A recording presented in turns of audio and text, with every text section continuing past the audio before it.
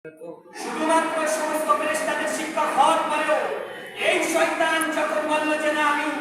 কেন আমি আদমকে চেষ্টা করবো, আদম হচ্ছে মাটির তৈরি আর আমি হচ্ছে নূরের তৈরি। আল্লাহ তাআলা বললেন তুই তো শয়তান, এখান থেকে নেমে যা, কারণ তুই ভুল করেছিস, ভুল করার পরেও তুই স্বীকার করিস নাই। তোকে আমি শয়তান হিসেবে তোকে এই জায়গায় আখ্যায়িত করলাম, তুই কিয়ামত পর্যন্ত অভিশাপ থাকবি, আর কিয়ামতের পরে তোকে আমি তোর যে সমস্ত দোয়া সারা চামড়া আছে সবগুলিকে আমি আস্থা করে আমি জাহান্নামে নিক্ষেপ করবো।